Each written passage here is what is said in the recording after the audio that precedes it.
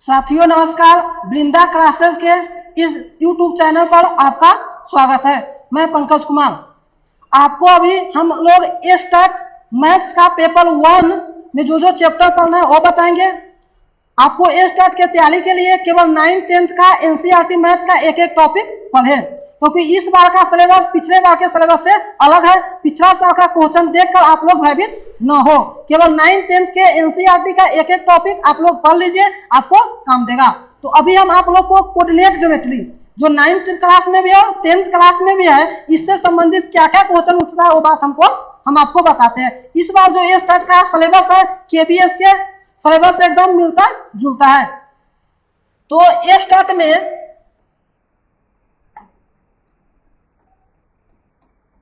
Start maths paper 1 के तैयारी अभी आप लोग को हम करवाते हैं। इसमें पढ़ना है कोऑर्डिनेट ज्योमेट्री, एक चैप्टर है।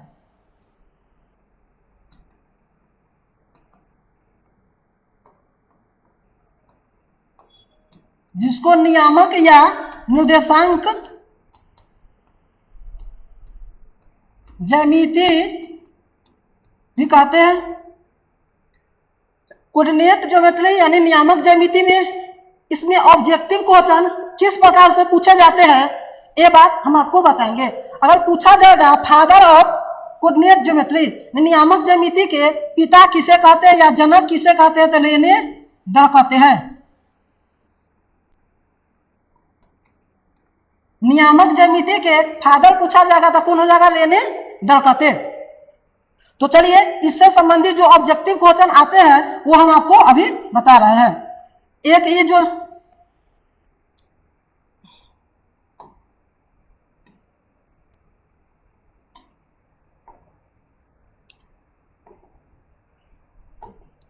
चलिए देख लीजिए, एक जो ये लाइन होता है जिसको हम लोग हॉरिजॉन्टल लाइन कहते हैं, ठीक है। क्षैतिज रेखा एक ऐसा लाइन होता है जिसको हम लोग क्या कहते हैं, वर्टिकल लाइन यानी ऊर्ध्वाधर रेखा। तो जो क्षैतिज रेखा है ये हॉरिजॉन्टल रेखा है जिसको एक्स डैश कहते हैं। जो हॉरिजॉन्टल लाइन है ऊर्ध्वाधर रेखा इसको वाई डैश कहते हैं। एक्स एक्सिस और वाई एक्सिस अक्ष जो होता है एक प्लेन को 4 भागों में बांटते हैं। प्लेन को फर्स्ट क्वाड्रेंट इसको कहते हैं, भाग को इसको कहेंगे सेकेंड, इसको कहेंगे थर्ड और इसको कहेंगे फोर्थ। ये जो प्लेन है इसको कार्तीय प्लेन कहते हैं या तल कहते हैं। और यहाँ इसको कहेंगे प्रथम पाद या प्रथम चतुर्थांश, इसको द्वितीय पाद या द्वितीय चतुर्थांश, इसको कहेंगे तृतीय पाद या तृतीय चतुर्थांश, इसको चतुर्थ पाद या चतुर्थांश कहेंगे या क्वाड्रेंट कहते हैं। अब क्वेश्चन यहाँ पूछता है, जैसे मैं कोई पॉइंट ले लिया, जैसे पॉइंट ए का कोऑर्डिनेट दे दिया 5,6, पूछेगा ये किस क्वाड्रेंट में है, पहला में है, दूसरा में, तीसरा। एक पॉइंट बी ले लिया, बी का कोऑर्डिनेट -3,6 ले लिया, अब पूछेगा ये किस क्वाड्रेंट में लाई करेगा। एक पॉइंट सी ले लिया, सी का कोऑर्डिनेट दे दिया -3,-6, कहेगा किस क्वाड्रेंट में होगा। एक पॉइंट डी ले लिया, डी का कोऑर्डिनेट 3,-2 ले लिया, पूछेगा किस क्वाड्रेंट में। इसी प्रकार एक पॉइंट ई ले लिया, ई का कोऑर्डिनेट 0,6 ले लिया, पूछेगा किस में लाई करेगा। एक पॉइंट एफ ले लिया, एफ का कोऑर्डिनेट 3,0 है, 0 ले लीजिए, किस में लाई करेगा।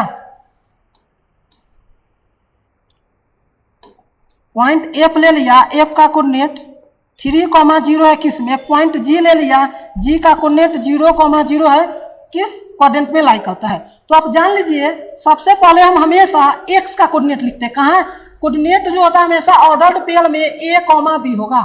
तो हमेशा पहला वाला एक्स का कोऑर्डिनेट और दूसरा वाला क्या होता है वाई का कोऑर्डिनेट। एक्स के कोऑर्डिनेट को भुज कहते हैं और वाई के कोऑर्डिनेट को क्या कहते हैं, कोटि कहते हैं। पहले भुज तब कोटि, इसको इंग्लिश में एब्सिसा और कोऑर्डिनेट कहेंगे। तो हमेशा पहला वाला क्या होगा एक्स, उसके बाद क्या होगा वाई। तब समझ लीजिए ये वाई एक्सिस है, तो वाई एक्सिस के राइट साइड में एक्स पर जो भी पॉइंट रखेंगे, यहाँ एक्स एक्सिस वाई एक्सिस जहां काटा है इसको वो कहते हैं ओरिजिन। ओरिजिन मतलब मूल बिंदु। मूल बिंदु का कोऑर्डिनेट जो होता है हमेशा 0,0 होता है मूल बिंदु का। तो वाई एक्सिस के राइट साइड में जो हम लेंगे प्लस में लेंगे, तो यानी +1, +2 +3 +4 x पर। वाई एक्सिस के लेफ्ट साइड में जो x पर वैल्यू होगा निगेटिव होगा, -1 -2 -3। एक्स एक्सिस के वाई पर जो वैल्यू होगा प्लस में होगा, +1 +2 +3 +4। एक्स एक्सिस के नीचे बिलो में वाई का जो वैल्यू होगा निगेटिव होगा, -1 -2 -3 -4। ठीक है, तो आप समझ लीजिए एक्स का वैल्यू यहां देखे क्या है, प्लस में है, और वाई का क्या है, प्लस में। अगर दोनों प्लस हो, प्लस कॉमा प्लस, तो किस क्वाड्रेंट में होगा, तो फर्स्ट क्वाड्रेंट में होगा। चलिए सेकेंड में आ जाइए, एक्स का वैल्यू क्या है, माइनस है, वाई का वैल्यू क्या है, प्लस है। माइनस प्लस है तो सेकेंड में होगा। ठीक है, चलिए एक्स का वैल्यू पहले लिखते हैं, तो एक्स का आ जाइए माइनस है, और वाई का आ जाइए माइनस है।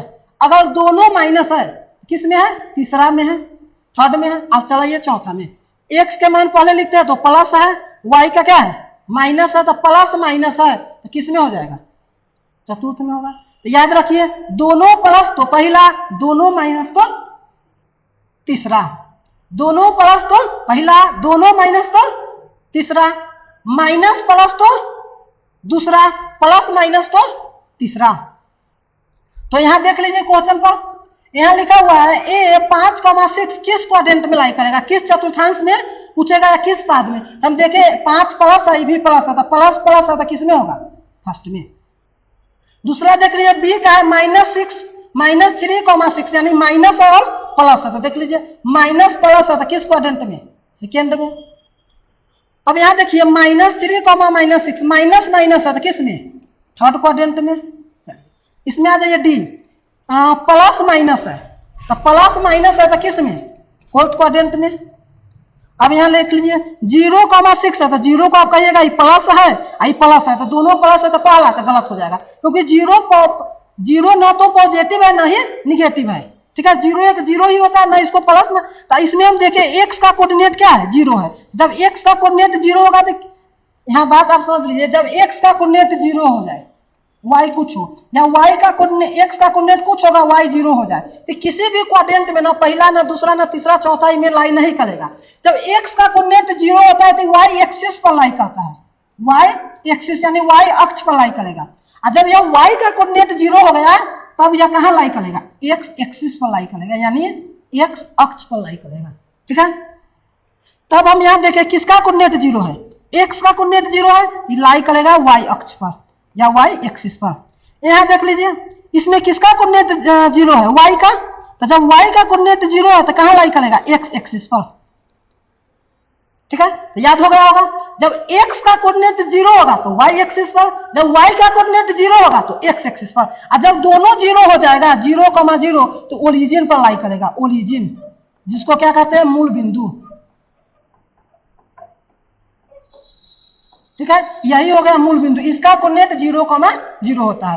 तो कभी भी x का कोऑर्डिनेट 0 होगा तो y एक्सिस पर, y का कोऑर्डिनेट 0 होगा तो x एक्सिस पर। जब दोनों 0 होगा तो क्या होगा, 0,0, तो मूल बिंदु का यानी ओरिजिन का नियामक होता है। दोनों प्लस होगा तो पहला में, दोनों माइनस होगा तो तीसरा में, माइनस प्लस होगा तो दूसरा में, प्लस माइनस होगा तो चौथा में। ऑब्जेक्टिव क्वेश्चन यहां से ए बनेगा। ठीक है, इसके आगे हम अब चलते हैं।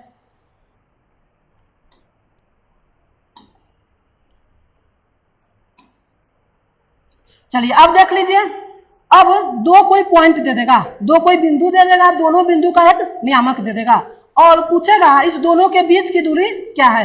तो मान लीजिए यहाँ एक पॉइंट ए है, ए का नियामक दे दिया 3,4, और दूसरा मान लीजिए बी है, बी का नियामक 2,-1 दे दिया।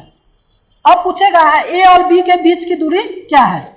तो पहले जान लीजिए, जैसे में एक होता है, मान लीजिए कोई पॉइंट ए है, ए के कोऑर्डिनेट x1, y1 मान लिए। दूसरा पॉइंट यहाँ बी है, बी के कोऑर्डिनेट को x2, y2 मान लिए। तो इस स्थिति में ए डिस्टेंस फॉर्मूला से ए और बी के बीच की दूरी निकालने के लिए फॉर्मूला क्या करते हैं, इसके पहला में से इसका पहला घटा के स्क्वायर कर देते, x2 - x1 के होल स्क्वायर। फिर दूसरा में से दूसरा घटा के स्क्वायर, y2 - y1 के होल स्क्वायर कर देते हैं, निकल जाता है। इसी प्रकार ए और बी के बीच की दूरी निकालना है तो पहला कोऑर्डिनेट में से पहला घटा के स्क्वायर कर देंगे। 3 में से 2 घटाइए या 2 में से 1 घटाइए, कोई प्रभाव नहीं पड़ेगा क्योंकि स्क्वायर कर देंगे। तो 2 माइनस क्या हो जाएगा 3 के होल स्क्वायर प्लस, फिर 1 में से 4 घटा लेंगे, -1 है तो -1 और -4 के होल स्क्वायर। तो 2 में से 3 घटाएंगे कितना होगा 1, 1 का स्क्वायर 1, -1 होता है, -1 का स्क्वायर +1, -1 है और -4 है तो क्या होगा -5 होगा, और -5 का स्क्वायर करेंगे तो प्लस क्या हो जाएगा 25 हो जाएगा। 1 में 25 ऐड करेंगे क्या हो जाएगा 26 हो जाएगा। तो ए और बी के बीच की दूरी क्या हो जाएगा 26 हो जाएगा। चलिए एक और ले लेते हैं, एक समझ लीजिए, एक पॉइंट मान लीजिए यहाँ P है, P का कोऑर्डिनेट 0, sin थीटा दिया हुआ है। दूसरा पॉइंट मान लीजिए Q ले लीजिए, Q का कोऑर्डिनेट cos थीटा, 0, ठीक है। अब पूछेगा P और Q के बीच की दूरी क्या होगा, पूछ देगा P Q बराबर निकालिए या इस दोनों के बीच की दूरी निकालिए। तो अभी हम पता है अंडर रूट इसके पहला में से इसका पहला घटा के स्क्वायर, तो cos थीटा में से 0 घटाएंगे तो यहाँ क्या लिखेंगे cos थीटा -0 के होल स्क्वायर प्लस, फिर इसके दूसरा में से इसका दूसरा घटा के स्क्वायर, तो 0 माइनस sin थीटा के होल स्क्वायर। अब बताइए cos थीटा में से 0 घटाइएगा क्या बचेगा cos थीटा का स्क्वायर करेंगे तो क्या होगा cos square theta under root रहेगा प्लस 0 में से sin थीटा घटाएंगे तो -sin थीटा का स्क्वायर करेंगे प्लस sin स्क्वायर थीटा। एक आइडेंटिटीज होता है cos square theta plus sin square theta क्या होता है 1 का स्क्वायर रूट निकालेंगे 1, इसका क्या हो जाएगा 1 हो जाएगा, ठीक है। चलिए अगला हम आपको बताते हैं मूल बिंदु से, मूल बिंदु मतलब ओरिजिन से किसी भी पॉइंट का दूरी पूछेगा तो क्या बताएंगे। देखिए ओरिजिन को हम लोग वो से सूचित करते हैं, इसका कोऑर्डिनेट हमेशा 0, होता है। मान लीजिए एक पॉइंट P है, P का कोऑर्डिनेट x, y है, पूछेगा P का ओरिजिन से दूरी क्या है, यानी OP क्या निकलेगा, तो इसका क्या फॉर्मूला हो जाएगा √x² प्लस y²। मान लेते हैं दूसरा क्वेश्चन है, एक पॉइंट A है, A का पूछेगा मूल बिंदु से दूरी क्या है और A का कोऑर्डिनेट a, B दे दिया, तो A का मूल बिंदु से दूरी निकालना होगा OA बराबर, तो क्या हो जाएगा पहला का स्क्वायर प्लस दूसरा का स्क्वायर का अंडर रूट हो जाएगा a² प्लस b², ठीक है। तीसरा मान लीजिए पूछ देगा एक पॉइंट N है, N का कोऑर्डिनेट दे दिया 3, -4 और पूछेगा मूल बिंदु से इस पॉइंट की दूरी कितना है, तो मूल बिंदु से किसी भी पॉइंट का दूरी यानी ON निकालना है तो अंडर रूट क्या हो जाएगा 3 का स्क्वायर प्लस -4 का स्क्वायर, तो 3 का स्क्वायर कितना होगा 9 -4 का स्क्वायर कितना होगा प्लस 16 9 कितना हो जाएगा 25 का स्क्वायर रूट निकालेंगे कितना होगा 5, इसका क्या हो जाएगा 5 हो जाएगा, ठीक है। चलिए अब आगे आ जाइए, मान लेते हैं एक पॉइंट है,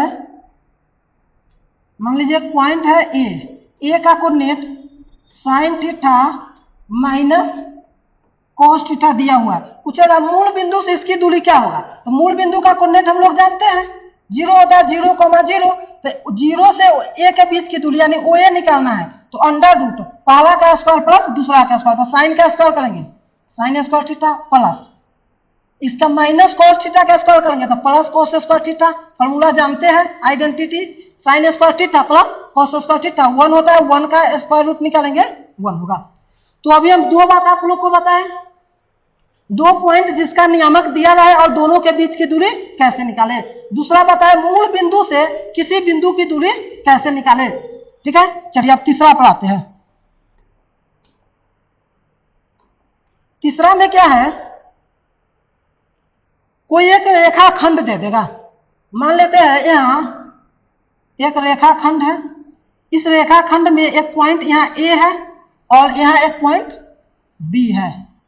पॉइंट A के कोऑर्डिनेट कुछ ना कुछ होगा, इसके पॉइंट A के कोऑर्डिनेट को हम लोग x1, y1 मान लेते हैं और पॉइंट B के कोऑर्डिनेट को x2, y2 मान लेते हैं।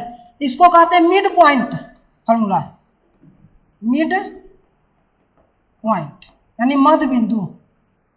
अगर दो बिंदु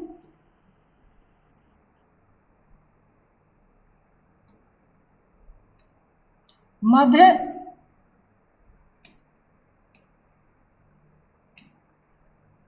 बिंदु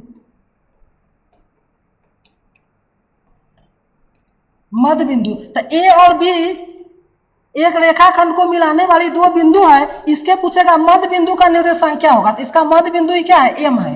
तो एम का जो कोऑर्डिनेट पूछेगा तो क्या होगा, इसका पहला जोड़ के 2 से भाग देंगे, यानी x1 प्लस x2 बट्टा 2 कॉमा, फिर इसका पहला और इसका पहला जोड़ के 2 से भाग दे देंगे, y1 प्लस y2 बट्टा क्या हो जाएगा 2।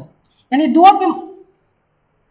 कोई दो बिंदुओं, एक रेखाखंड को मिलाने वाले दो बिंदु के बीच के मध्य बिंदु पूछेगा तो क्या फॉर्मूला होगा, x1 प्लस x2 बट्टा 2 कॉमा y1 प्लस y2 बट्टा 2 हो जाएगा।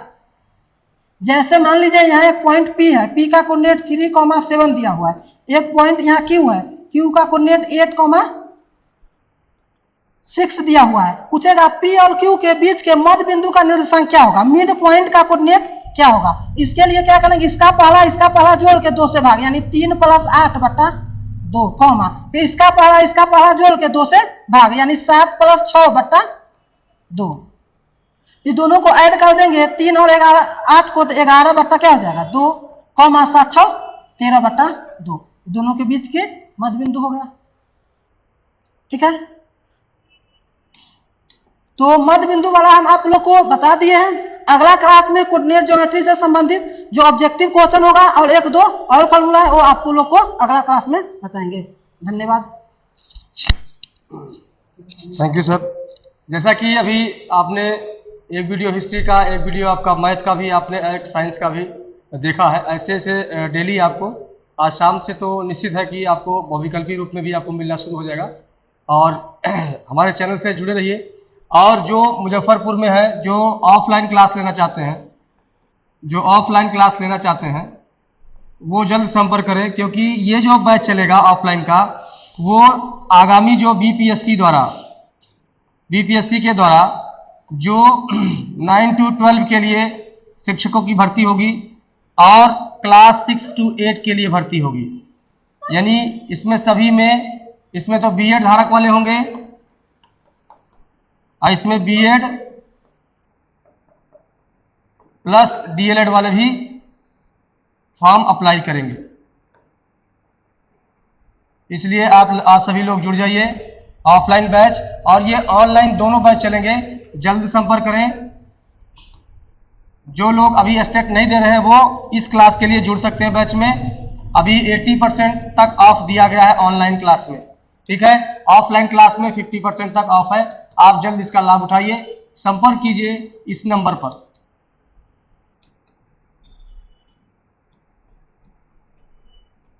मैसेज कीजिए, आपको सारी जानकारी आपको बैच की मिल जाएगी। टाइमिंग क्या है, कैसे आपको तैयारी होनी है। आप डेमो क्लास के लिए भी आ सकते हैं। बाकी यूट्यूब पर हमारी सारी वीडियो आपको अवेलेबल रहेगी। थैंक यू, नमस्कार।